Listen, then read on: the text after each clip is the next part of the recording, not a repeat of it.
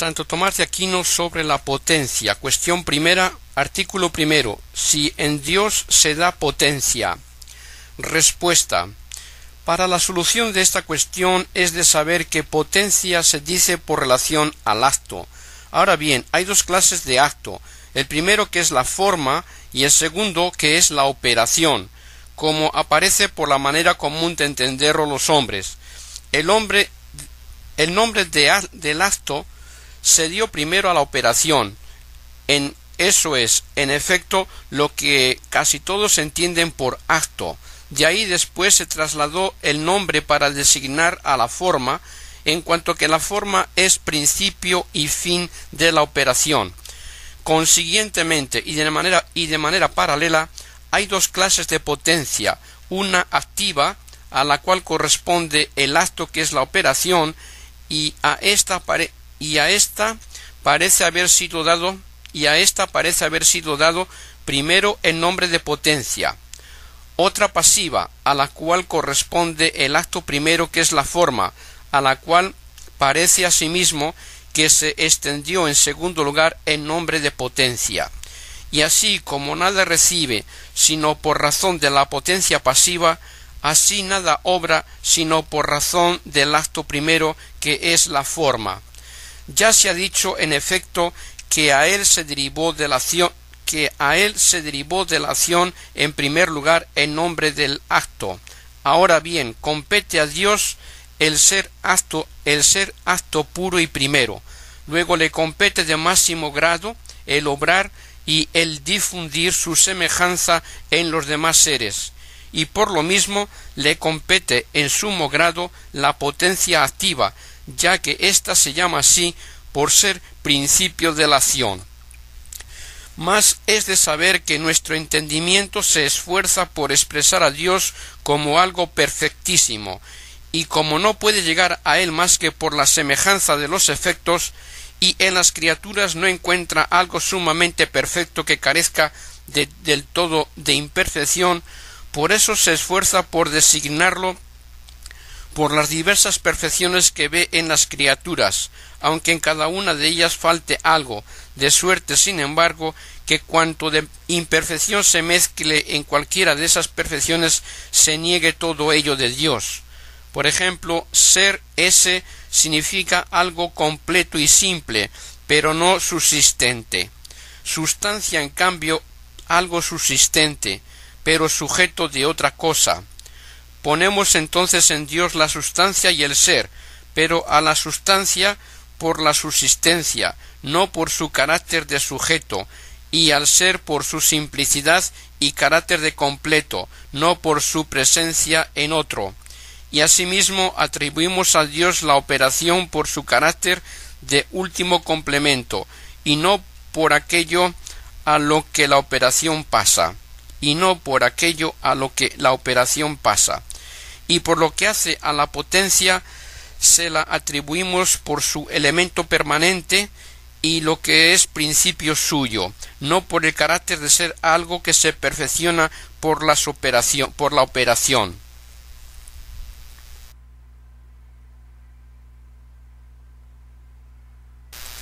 Santo Tomás de Aquino sobre la potencia, capítulo primero, artículo segundo.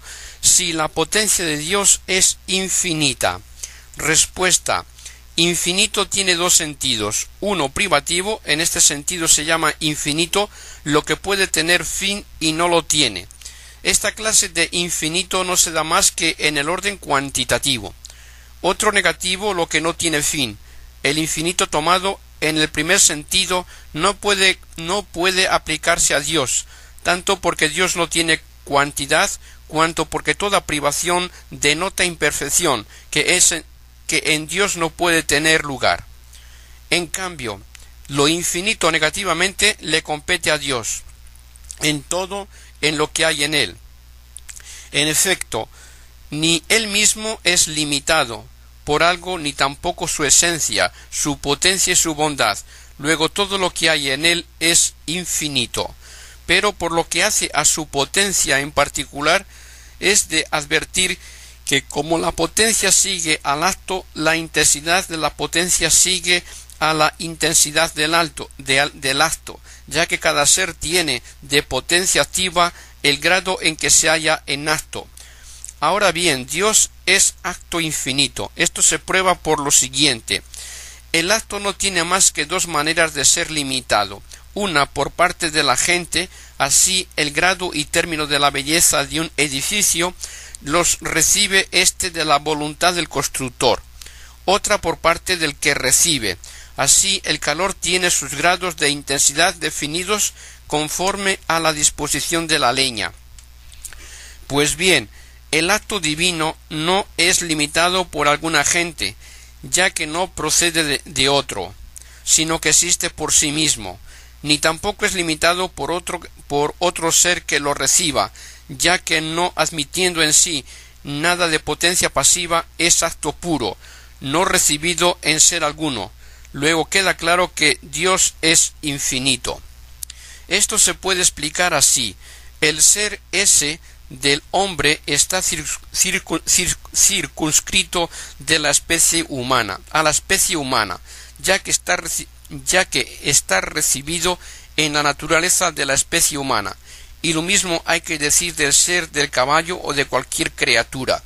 En cambio, el ser de Dios, por no estar recibido en ningún sujeto, sino ser el ser puro, ese purum, no está limitado a alguna manera de la perfección del ser, sino que tiene en sí todo el ser. Y así como el ser tomado universalmente se puede extender a infinitos sujetos, así el ser divino es infinito. De ahí se reduce que su potencia activa es infinita. Mas es de advertir que, aunque la potencia tenga infinidad proveniente de la esencia, sin embargo, considerada respecto de aquellas cosas en las cuales es principio, le compete una modalidad especial de infinitud que no tiene la esencia. En efecto, en los objetos de la potencia se da cierta multitud. Además, en la acción interviene cierta intensidad en la eficacia del obrar. Con eso se puede concebir en la potencia activa cierta infinidad por semejanza con la infinidad de la cuantidad, tanto continua como discreta.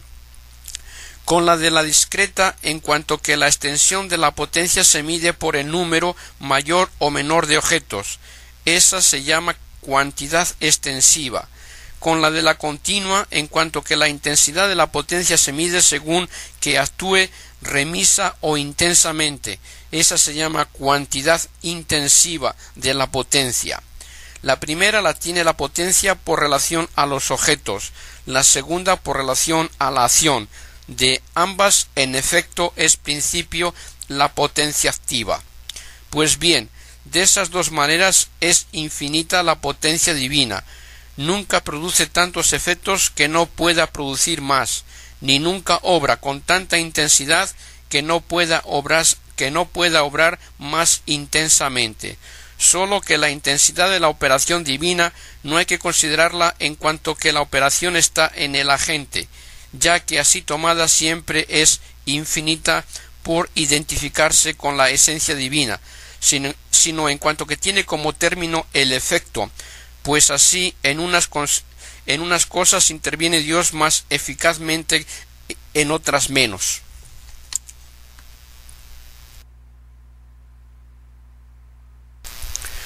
Santo Tomás de Aquino sobre la potencia. Cuestión tercera, artículo primero. Si Dios puede crear algo de la nada. Respuesta.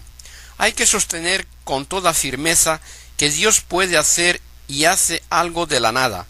Esto se verá por lo que sigue. Todo agente obra en cuanto que está en acto. A cada agente habrá pues que asignarle el modo de obrar que corresponda a su manera de estar en acto. Ahora bien, un ser determinado particular está en acto de una manera particular limitada, por dos capítulos. Uno, absolutamente por relación a sí mismo, porque no toda sustancia o entidad es acto, ya que esa clase de seres está compuesta de materia y forma. Por eso un ser natural no obra con toda su entidad, sino sólo por su forma. Por eso un ser natural no obra con toda su entidad, sino sólo por su forma, por la cual está en acto. En segundo lugar, por comparación con los seres que están en acto. En ningún ser natural, en efecto, se contienen las perfecciones de todos los seres que están en acto, sino que cada uno de ellos tiene un acto determinado a un género y a una especie. Por eso ninguno de ellos es productivo del ente en cuanto que es ente, sino de este ente determinado en cuanto que es determinado en esta o en aquella especie. Todo agente produce lo semejante a sí. Por lo mismo, el agente natural no produce el ente absolutamente, sino que actúa en un ente preexistente y determinado a esto o a aquello, por ejemplo, a la especie de fuego o de blancura, etc. En consecuencia, el agente natural obra por el movimiento o mutación. Por eso requiere la materia que sea sujeto de la mutación o movimiento, y en consecuencia no puede hacer algo de la nada. Por el contrario, Dios es totalmente acto, tanto absolutamente porque es acto puro que no tiene nada de potencia, como por comparación con los seres que están en acto, porque Él es el origen de todos los seres. Por eso produce por su acción todo el ser subsistente, sin presuponer ningún sujeto, como principio que es de todo el ser, y en su totalidad. Por eso puede hacer algo de la nada. Esa acción suya recibe nombre de creación. De ahí que en el libro de Causis se diga que el ser suyo es por creación. Mientras que el vivir y otros parecidos son por información. Las causalidades del ente absolutamente son de la competencia de la causa primera universal. En cambio, las causalidades que tienen como término las demás determinaciones que se sobreañaden al ser o que lo especifican pertenecen a las causas segundas, que actúan por información como suponiendo el efecto de la causa universal. Por eso ninguna cosa confiere ser sino en cuanto que se da en ella la participación de la potencia divina. Soluciones. Cuando se dice que algo se hace de la nada, eso puede tener dos sentidos, como lo explica Anselmo en su monologio.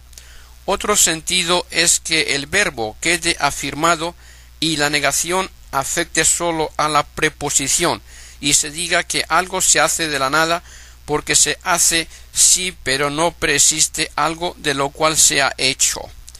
Como cuando decimos que alguien se entristece de nada, porque no tiene causa para estar triste. De ese modo se dice que por la creación algo se hace de la nada. Pero si la preposición incluye o engloba a la negación, entonces hay dos sentidos, uno verdadero y otro falso.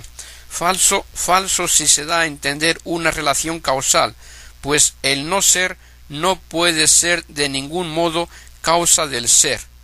Verdadero si denota sólo orden de sucesión, de modo que se diga que algo se hace de la nada porque se hace después de la nada. Lo que es verdad también en el caso de la creación. En cuanto a lo que dice Boecio, que no puede haber orden del no ser al ser, hay que entenderlo del orden de una determinada proporción, o de un orden que sea una relación real, la cual no se puede dar entre el ser y el no ser, como dice Avicena. Ni la materia, ni la forma, ni el accidente se hacen en sentido propio, sino que lo que se hace es el ser subsistente. En efecto, como el término de hacerse es el ser ese, el hacerse compete en sentido propio a aquel a quien compete el ser por sí, es decir, el ser subsistente. Por lo tanto, Ni la materia, ni la forma, ni el accidente son creados en sentido propio, sino concreados. Lo que se crea en sentido propio es el ser subsistente, sea el que sea. Si no se pusiese el énfasis en eso, entonces habría que decir que la materia prima tiene semejanza con Dios en cuanto que participa del ente, pues así como la piedra es semejante a Dios en cuanto ser, aunque no sea intelectiva como Dios, así la materia prima tiene semejanza con Dios en cuanto ente, no en cuanto que es ente en acto. El ente, en efecto, es en alguna manera común a la potencia y al acto. Hablando con propiedad, la materia no tiene idea, sino el compuesto, ya que la idea es una forma que produce las cosas. Sin embargo, se puede decir que se da alguna idea de la materia en cuanto que la materia imita en alguna manera a la esencia divina. Dios, al conferir el ser, produce simultáneamente el sujeto que recibe al ser, y así no es preciso que ejerza su acción presuponiendo un sujeto. Lo repito, Dios, al conferir el ser, produce simultáneamente el sujeto que recibe al ser, y así no es preciso que ejerza su acción presuponiendo un sujeto. Lo repito por tercera vez. Dios, al conferir el ser, produce simultáneamente el sujeto que recibe al ser, y así no es preciso que ejerza su acción presuponiendo un sujeto.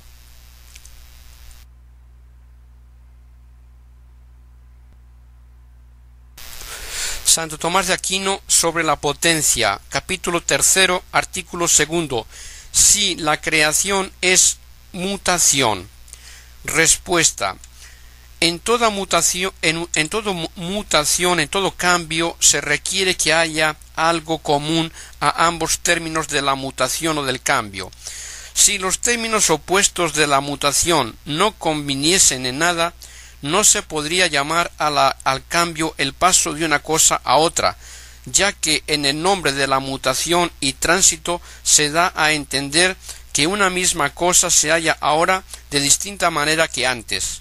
Y también los términos mismos de la mutación no son incontingentes, cosa necesaria para que sean términos de una mutación, sino en cuanto que dicen relación a una misma cosa. Pero unas veces los términos de la mutación o del cambio tienen un sujeto común existente en acto, entonces se tiene el movimiento propiamente dicho. Es el caso de la alteración, del crecimiento y de la disminución o del movimiento local. En todos esos movimientos, un único sujeto existente en acto se cambia de un estado dado a su opuesto. Otras veces tienen los dos términos un sujeto común, pero no ente en acto, sino sólo en potencia, como sucede en la generación y composición simple. El sujeto de la forma sustancial y de la privación es la materia prima, que no es ente en acto. De ahí que ni la generación ni la corrupción se llaman movimiento en sentido propio, sino una suerte de cambio. Otras veces no se da un sujeto común existente ni en acto ni en potencia, sino un mismo tiempo continuo, en cuya primera parte existe uno de los contrarios y en la segunda el otro, como cuando decimos que esto se hace de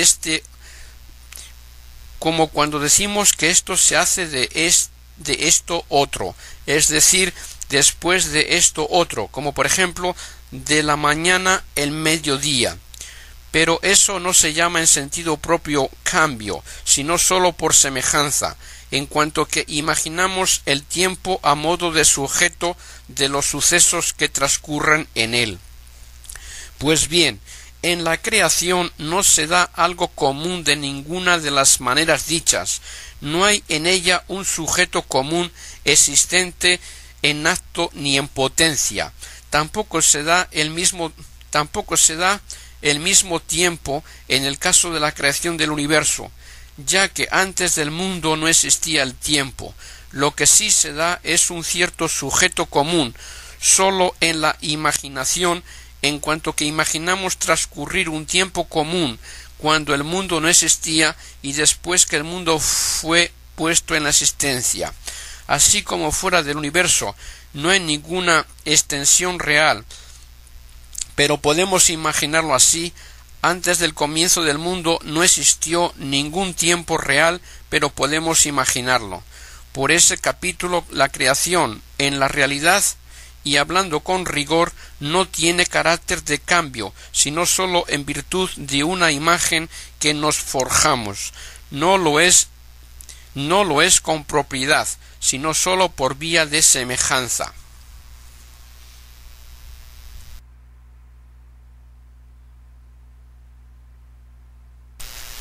Santo Tomás sobre la potencia.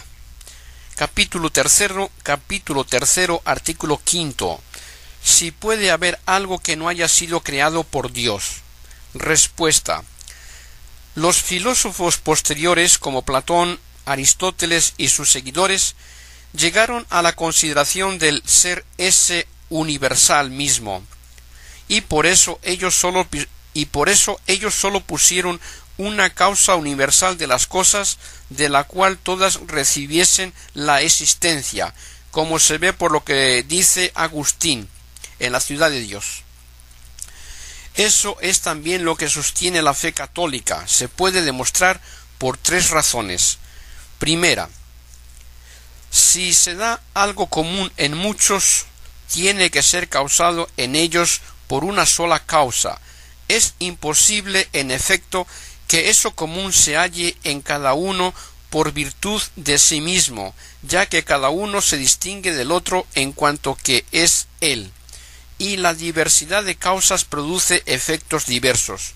Por lo tanto, como el ser es algo común que se encuentra en todas las cosas, que en lo que son distintas entre sí, el ser tiene que hallarse en ellas no por ellas mismas, sino por la eficacia de una sola causa. Esta es, a lo que parece, la razón de Platón, que sostenía que antes de toda multitud existe alguna unidad, no sólo en los números, sino en las naturalezas de las cosas. La segunda razón es cuando algo se haya participado por muchos de diversa manera, tiene que ser conferido por aquel en quien se encuentra de la manera más perfecta, a todos aquellos en quienes se encuentra menos perfectamente. Todos aquellos seres, en efecto, que reciben positivamente la denominación de más o menos, la tienen por su aproximación mayor o menor a algo uno, pues si lo tuviesen cada uno por sí mismo, no habría razón para que se hallase más perfectamente en uno que en otro. Así vemos que el fuego que ocupa el grado superior de lo cálido es el principio del calor en todos los seres cálidos. Ahora bien, hay que sostener que existe un único ser, que es el ser más perfecto y verdadero, y se prueba eso porque se da algo que mueve, siendo él mismo absolutamente inmóvil y perfectísimo, como lo probaron los filósofos. Esta es la prueba que aduce el filósofo en el segundo libro de la Metafísica. Tercera razón, lo que es por otro se reduce como a causa, lo que es por otro se reduce como a su causa a lo que es por sí. Lo que es por otro se reduce como a su causa a lo que es por sí. Por eso, si existiese un solo calor existente por sí mismo, debería ser él la causa de todas las debería ser él la causa de todas las cosas cálidas que tienen el calor por participación. Ahora bien, hay que sostener que la existencia de un ser que sea su mismo ser se prueba porque tiene que existir un primer ser que sea acto puro, en el cual no haya composición alguna. Luego de él deben provenir todos los demás seres que no son su ser, sino que tienen el ser por participación. Esta es la razón que aduce Avicena en su 8º libro de la metafísica. En conclusión, la razón demuestra y la fe profesa que todas las cosas han sido creadas por Dios. Soluciones. Por lo mismo que se confiere el ser ese a la quiddidad, no sólo el ser es creado, sino la quiddidad, ya que antes de tener el ser no es nada, sino a lo sumo en la inteligencia del Creador, donde no existe la criatura, sino la esencia creante.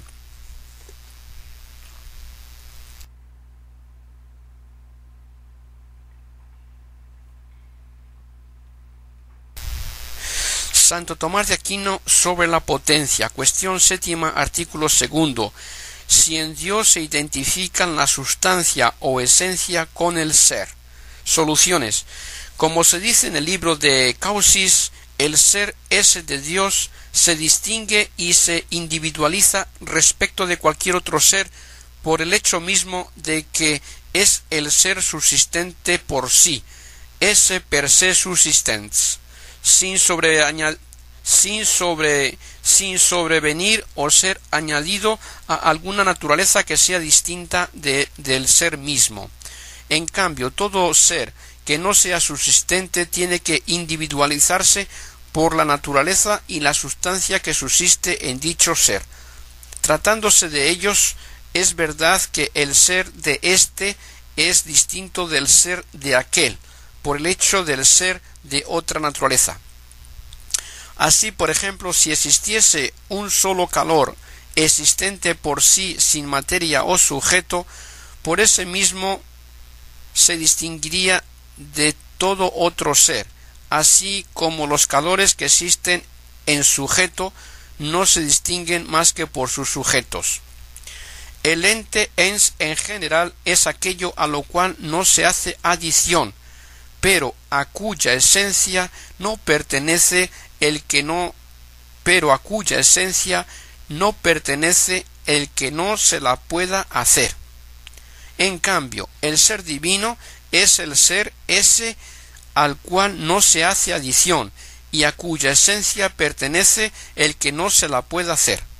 Por lo tanto, el ser divino no es el ser ese en general, como también el animal en general no se le hace en su concepto adición de la diferencia racional, pero no pertenece a su esencia el que no se la pueda hacer. Eso es más bien propio de la esencia del animal irracional, que es una especie de animal. La manera de significar en las expresiones que nosotros damos a las cosas sigue a nuestro modo de pensar, ya que las expresiones significan los conceptos de lo que pensamos, como se dice al principio del Perihermenias. Ahora bien, nuestro entendimiento concibe el ser ese del modo como lo encuentra en los seres particulares de los cuales toma su conocimiento. En ellas el ser no es subsistente, sino inherente a un sujeto, mas la razón descubre que existe un ser subsistente en sí. Por eso, aunque eso que llamamos ser ese lo signifiquemos como concreto, sin embargo, el entendimiento, al atribuir el ser ese a Dios, trasciende el modo de significar, atribuyendo a Dios lo que es significado, pero no el modo de significar. Lo que llamamos ser ese es lo más perfecto de todo. Esto se ve claro por lo siguiente: el acto es siempre más perfecto que la potencia. Ahora bien, cualquier forma determinada no se entiende que esté en acto, sino porque se la supone ser, esse ponitur. Así, la humanidad o la igneidad puede ser considerada como existente en la potencia de la materia, o en la potencia de la causa agente, o también en el entendimiento, pero se constituye existente en acto por el hecho de poseer el ser ese. Así que está claro que lo que llamamos ser ese es la actualidad de todos los actos, y por ello es la perfección de todas las perfecciones. Ni hay que pensar que a eso que llamamos ser se le añada algo que sea más formal, ya que lo determine como el acto a la potencia. El ser que así se concibe es algo distinto en su esencia de aquello a lo cual se le añade para que lo determine. Mas al ser no se puede añadir nada que sea extraño a él, ya que no hay nada extraño a él más que el no ente, que no puede ser ni forma ni materia. El ser, pues, no es determinado por otro a modo de potencia por el acto, sino más bien a modo de acto por la potencia. Así, aun en la definición de las formas, se ponen sus materias como diferencias, como cuando se dice que el alma es el acto de un cuerpo físico orgánico. De esa suerte, este ser ese se distingue de ese otro ser en cuanto que es propio de tal o cual naturaleza. Por eso dice Dionisio en el libro de los nombres divinos, que aunque los seres vivientes sean más nobles o superiores que los meramente existentes, sin embargo el ser es más noble, superior que el vivir.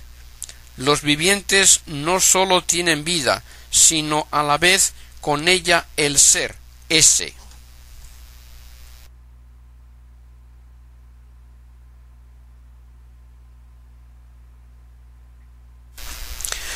Santo Tomás de Aquino sobre la potencia, capítulo 7, artículo 5. Si los nombres que se dicen de Dios significan la sustancia divina. Soluciones. Dionisio dice que las negaciones que implican esos nombres dichos de Dios son verdaderas, sin que sin embargo afirme que las afirmaciones son falsas, sino desajustadas, incompactas, ya que en cuanto a lo que significan se atribuye a Dios con verdad, en el cual se da de algún modo, como ya se ha explicado, pero en cuanto al modo de significar pueden ser negadas de Dios, pues cada uno de esos nombres significa una forma determinada, y por eso no se atribuye a Dios como hemos dicho.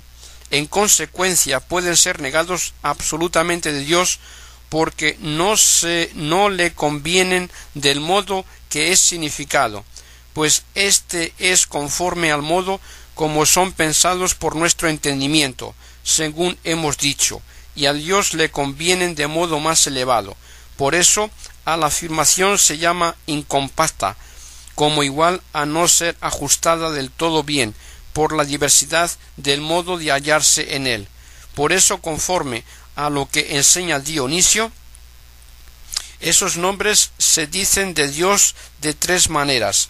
Primero, afirmativamente diciendo Dios es sabio. Eso hay que afirmarlo de Dios porque en él se da la semejanza de la sabiduría que procede de él. Pero como la sabiduría no se halla en Dios como nosotros la pensamos y la designamos con nombre, puede ser negada de Dios y decir así, Dios no es sabio. Asimismo, como no se niega de Dios la sabiduría porque carezca de ella, sino porque se halla en él de manera más eminente que como se dice o se piensa. Por eso hay que decir que Dios es súper sabio. Así, por estos tres modos de hablar, por los cuales decimos que Dios es sabio, explica muy bien Dionisio cómo esos nombres se atribuyen a Dios. Desde el punto en que nuestro entendimiento no llega a igualar a la sustancia divina, lo que es Dios en sí mismo, lo que es Dios en sí mismo supera nuestro entendimiento y permanece así ignorado. Por eso lo último a que llega el conocimiento humano sobre Dios es que sabe que no conoce a Dios, en el sentido de que sabe que lo que es Dios está por encima de eso mismo que de Él entendemos.